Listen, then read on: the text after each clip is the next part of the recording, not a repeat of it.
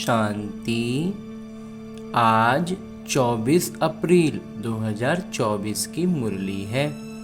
बाबा कह रहे, मीठे बच्चे, तुम सवेरे अमीर बनते हो, शाम को फकीर बनते हो।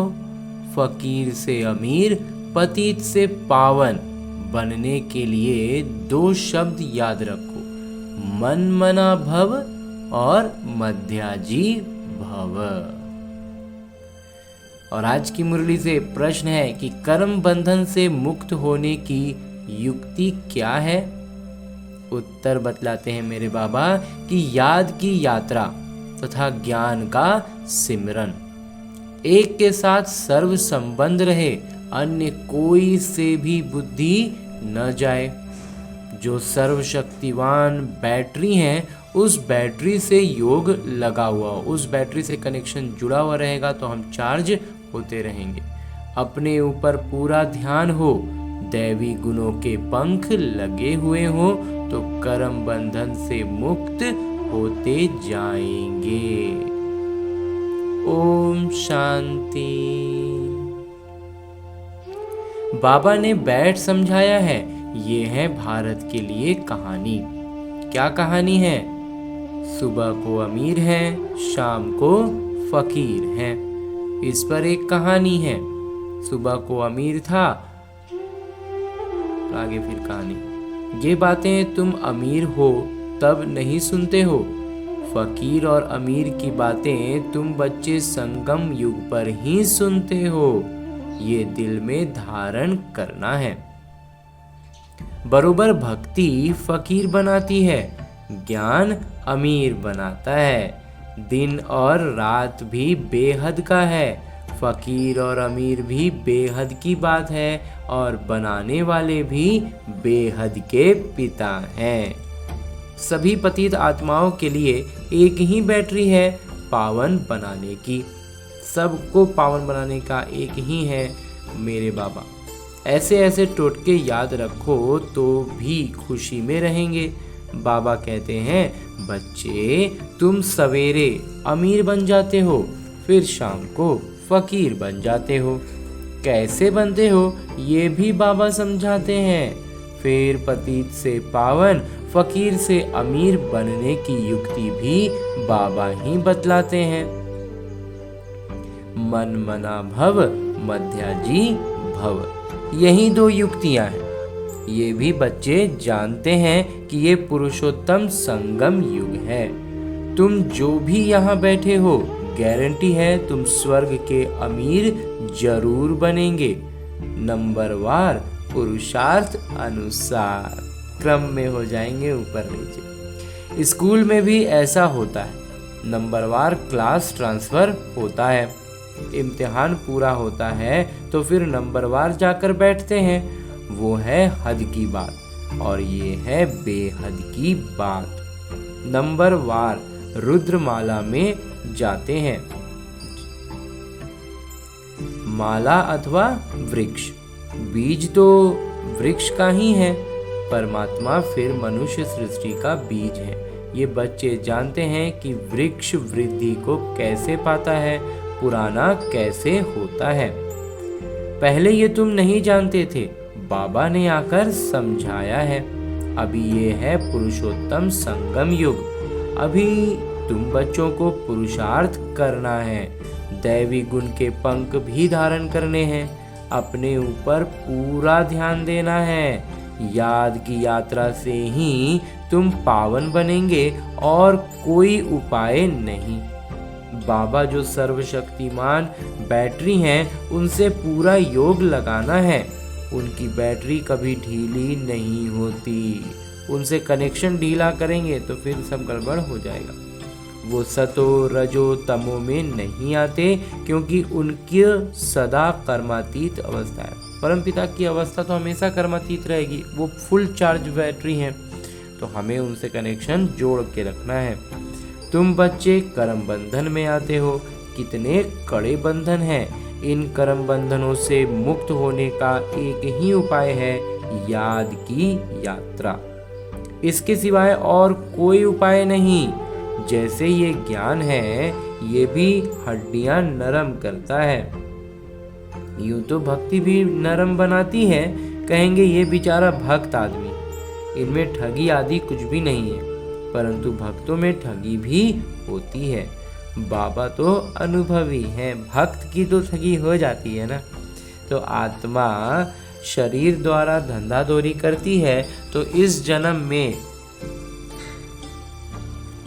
आत्मा शरीर द्वारा धंधादौरी करती है, तो इस जन्म का भी सब कुछ स्मृति में आता है। 4-5 वर्ष की आयु से अपनी जीवन कहानी याद रहनी चाहिए। कोई 10-20 वर्ष की बात भी भूल जाते हैं। जन्म जन्मांतर का नाम रूप तो याद रह नहीं सकता। एक जन्म का तो कुछ भी बता सकते हैं, फोटो आदि भी रखते हैं, दूसरे जन्म का तो पता ही नहीं रह सकता। हर एक आत्मा भिन्न नाम रूप देश काल में किरदार निभाती है। नाम रूप सब बदलता रहता है। ये तो बुद्धि में है कि कैसे आत्मा एक शरीर छोड़ फिर दूसरा लेती है। जरूर 84 जन्म, 84 नाम, 84 लौकिक पिता होंगे, बने होंगे। तो अंत में फिर तमोप्रधान संबंध हो जाता है। इस समय जितने संबंध होते हैं उतने कभी नहीं होते। कलयुगी संबंधों को बंधन ही समझना चाहिए। अभी का जो भी संबंध है ना, बाबा कहते हैं वो सब बंधन है। कितने बच्चे होते हैं, फिर शादी करते हैं, फिर बच्चे पैदा करते हैं। इस समय सबसे ज्यादा बंधन है चाचे मामे काके का। जितने ज्यादा संबंध उतना ज्यादा बंधन। अखबार में पढ़ा 5 बच्चे इकट्ठे जन्म, पांचों ही तंदुरुस्त हैं। हिसाब करो कितने ढेर संबंध बन जाते हैं। इस समय तुम्हारा संबंध सबसे छोटा है। सिर्फ एक बाबा से सर्व संबंध है, दूसरा कोई से भी तुम्हारा बुद्धि योग नहीं है सिवाय एक के। सतयुग में फिर इससे ज्यादा है। हीरे जैसा जन्म तुम्हारा अभी है। हाईएस्ट पिता बच्चों को गोद लेते हैं। जीते जी गोद में जाना वर्षा पाने के लिए सो अभी ही होता है। तुम ऐसे पिता की गोद में आए हो जिनसे तुमको वर्षा मिलता है। तुम ब्राह्मणों से ऊंच कोई है नहीं, सबका योग एक के साथ है। तुम्हारा आपस में भी कोई संबंध नहीं है। बहन भाई का संबंध भी गिरा देता है। संबंध एक से होना चाहिए, ये है नई बात। पवित्र होकर वापस जाना है। ऐसे ऐसे विचार सागर मंथन करने से तुम बहुत रौनक में आएंगे। सतयुगी रौनक और कलयुगी रौनक में रात और दिन का फर्क है। भक्ति मार्ग के समय है ही रावण का राज्य। पिछाड़ी में साइंस का विज्ञान का घमंड भी कितना होता है। अभी सबको साइंस पर विज्ञान पर बहुत घमंड है। जैसे सतयुग से भेंट करते हैं, उनको लगता है कि पूरा एकदम सर्वश्रेष्ठ स्थिति आ गई है, सतयुग आ गया है। एक बच्ची ने समाचार लिखा कि हमने प्रश्न पूछा कि स्वर्ग में हो या नरक में, तो 4-5 ने कहा हम स्वर्ग में हैं। बुद्धि में रात दिन का फर्क पड़ जाता है। कोई समझते हैं हम तो नरक में हैं, फिर उनको समझाना पड़ता है कि स्वर्गवासी बनना चाहते हो। स्वर्ग कौन स्थापन करते हैं? ये बहुत मीठी मीठी बातें हैं। तुम नोट करते हो, परंतु ये कॉपी में ही नोट्स रह जाते हैं, समय पर याद नहीं आते। अब पतित से पावन बनाने वाले परमपिता परमात्मा शिव हैं।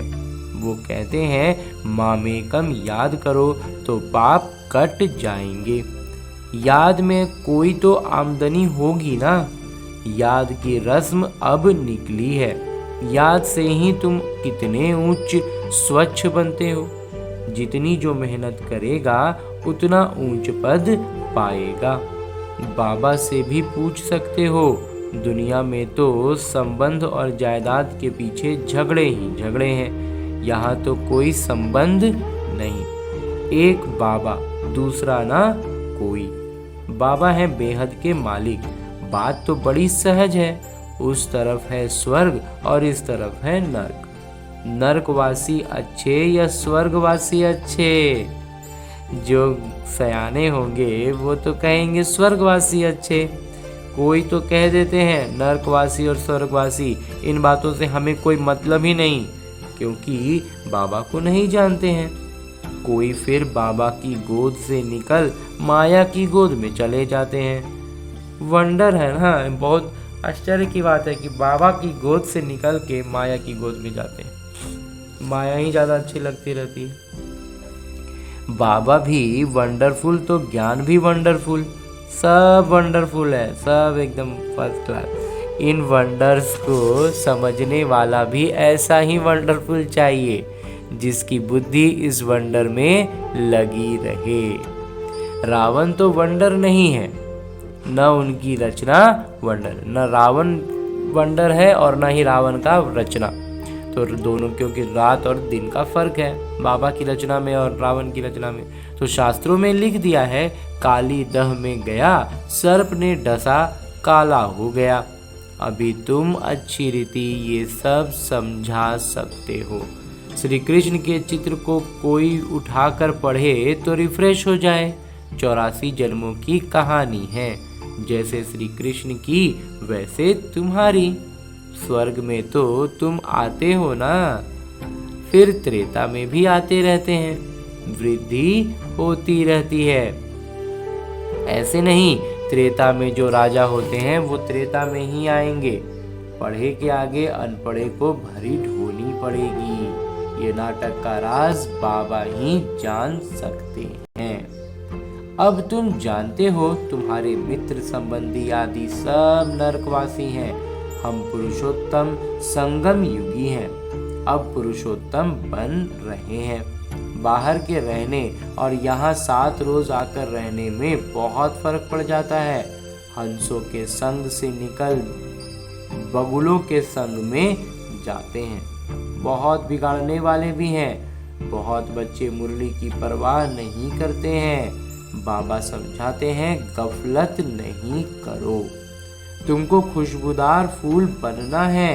सिर्फ एक बात ही तुम्हारे लिए काफी है, याद की यात्रा। यहाँ तुमको ब्राह्मणों का ही संग है, कहीं ऊंच ते ऊंच, कहीं नीच। बच्चे लिखते हैं, बाबा बगुलों के झुंड में हम एक हंस क्या करेंगे। बगुले कांटे लगते हैं, कितनी मेहनत करनी पड़ती है। बाबा की श्रीमत पर चलने से पद भी ऊंचा मिलेगा। सदैव हंस होकर रहो, यही मेहनत तो करनी है। बगुलों के संग में बगुला न बन जाओ। गायन है आश्चर्यवत, सुनंती कथंती भागंती। थोड़ा भी ज्ञान है तो स्वर्ग में आएंगे, परंतु फर्क रात दिन का पड़ जाता है। सजाएं बहुत कड़ी खाएंगे। बाबा कहते हैं, मेरी मत पर न चल, पतित बने तो 100 गुना दंड पड़ जाता है। फिर पद भी कम हो जाता है। ये राजाई स्थापन हो रही है। राजाई स्थापन हो रही है, इसलिए सबको पद मिलेगा अपना अपना पुरुषार्थ अनुसार। ये बातें भूल जाती हैं। ये भी याद रहे तो भी उच्च पद पाने के लिए पुरुषार्थ जरूर करें। ये सब बात भी याद रहेगा तो पुरुषार्थ में तीव्रता रहेगी। नहीं करते हैं तो समझा जाता है, एक कान से सुन दूसरे से निकाल देते हैं। बाबा से योग ही नहीं है। यहाँ रहते भी बुद्धि योग बाल बच्चों की तरफ है। बाबा कहते हैं, सब कुछ भूल जाना है। इसको कहा जाता है वैराग्य। इसमें भी परसेंटेज है। कहीं ना कहीं ख्यालात चले जाते हैं। एक दूसरे से प्यार हो जाता है तो भी बुद्धि लटक जाती है। बाबा रोज समझाते हैं, इन आंखों से तुम जो कुछ देखते हो वो सब खत्म होने वाला है। तो तुम्हारा बुद्धि योग नई दुनिया में रहे और बेहद के संबंधियों से बुद्धि योग रखना। हमें सिर्फ बेहद के संबंधी कौन है? हमारे बाबा, उनसे ही संबंध रखना है, बाकी किसी से नहीं। ये माशूक वंडरफुल है। भक्ति में गाते हैं, आप जब आएंगे तो आपके बगैर हम किसी को भी याद नहीं करेंगे। अब मैं आया हूँ तो अब तुमको सब तरफ से बुद्धि योग हटाना पड़े ना। ये सब कुछ मिट्टी में मिल जाना है। तुम्हारा जैसे मिट्टी के साथ बुद्धि योग है, मेरे साथ बुद्धि योग होगा तो मालिक बन जाएंगे। बाबा कितना समझदार बनाते हैं। मनुष्य नहीं जानते कि भक्ति क्या है और ज्ञान क्या है। अब तुमको ज्ञान मिला है, तब तुम भक्ति को भी समझते हो। अब तुमको फीलिंग आती है कि भक्ति में कितना दुख है। मनुष्य भक्ति करते हैं, अपने को बहुत सुखी समझते हैं, फिर भी कहते हैं भगवान आकर फल देंगे। खुद को बहुत सुखी मानते हैं कि हम इतना अच्छा भक्ति करते हैं, लेकिन फिर भी उम्मीद ये रखते हैं कि भगवान आकर के हमको भक्ति का फल देंगे। किसी को और कैसे फल देंगे, किसको देंगे, कैसे देंगे, वो कुछ भी नहीं समझते कि वो जो भक्ति का फल मिलेगा वो कैसे मिलेगा। अब तुम जानते हो, बाबा भक्ति का फल देने आए हैं। विश्व की राजधानी का फल जिस पिता से मिलता है, वो पिता जो निर्देश देते हैं उस पर चलना पड़ेगा। उनको कहा जाता है ऊंचते ऊंची मत। मत मिलती तो सबको है, फिर कोई चल सके कोई चल ना सके। बेहद की बादशाही स्थापन होनी है। अभी तुम समझते हो हम क्या थे, अब हमारी हालत क्या है। माया एकदम खत्म कर देती। ये तो जैसे मुर्दों की दुनिया है।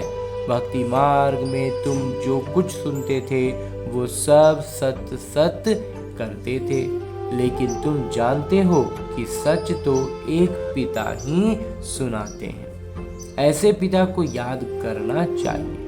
यहाँ कोई बाहर वाला बैठा हो तो उनको कुछ भी समझ नहीं आएगा। कहेंगे ये तो पता नहीं क्या सुनाते हैं।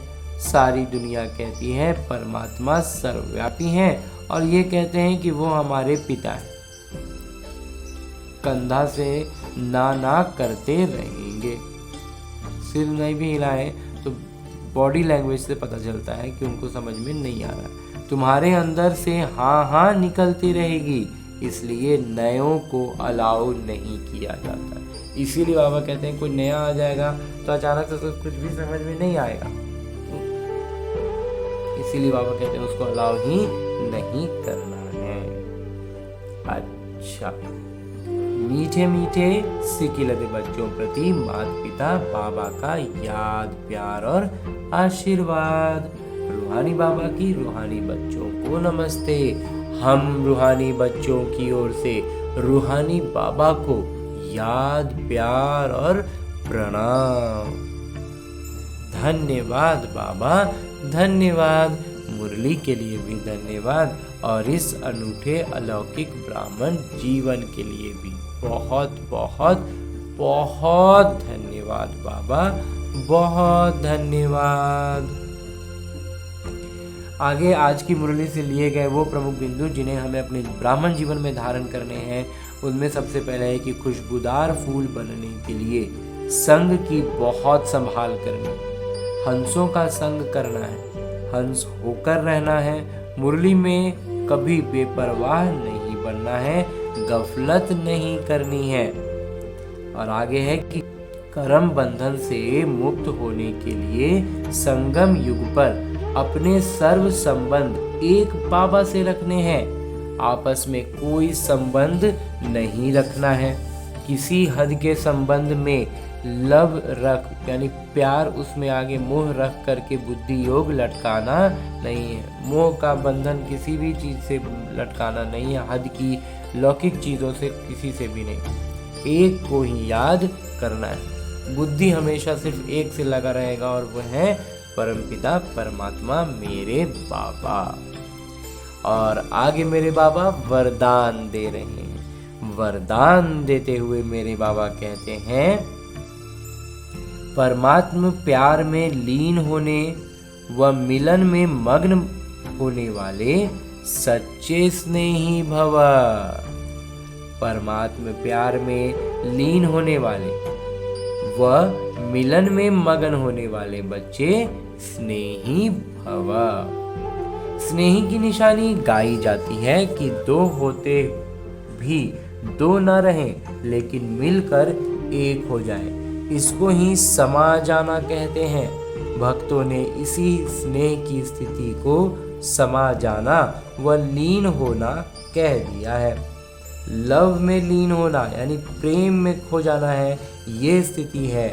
लेकिन स्थिति के बदले उन्होंने आत्मा के अस्तित्व को सदा के लिए समाप्त होना समझ लिया है। आप बच्चे जब बाबा के व रूहानी माशूक के मिलन में मग्न हो जाते हो तो समान बन जाते हो। अच्छा, और अंत में स्लोगन है, अंतर्मुखी वो हैं जो व्यर्थ संकल्पों से मन का मौन रखते हैं। मन का मौन रखने वाला जो व्यक्ति है, जो आत्मा है, वो अंतर्मुखी है। और आज की मुरली के बाद मेरे बाबा अव्यक्त इशारे दे रहे हैं कि सदा याद रखो, मुझे अपने को बदलना है, स्थान को व दूसरों को नहीं। इस जगह को बदल दें, इस जगह को छोड़ के कहीं दूसरी जगह चले जाएं या किसी और को बोलें कि तुम बदलो। बाबा कहते हैं ऐसा नहीं करना। इसके लिए सहनशीलता का अवतार बन जाओ। अपने को एडजस्ट करो, किनारा नहीं करो।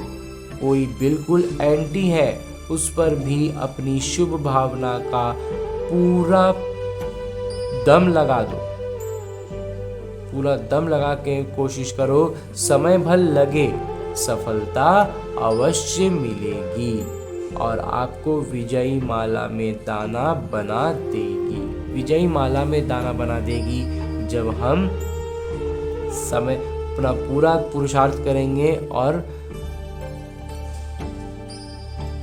समय लगाएंगे तो सफलता बाबा कहते हैं अवश्य मिलेगी।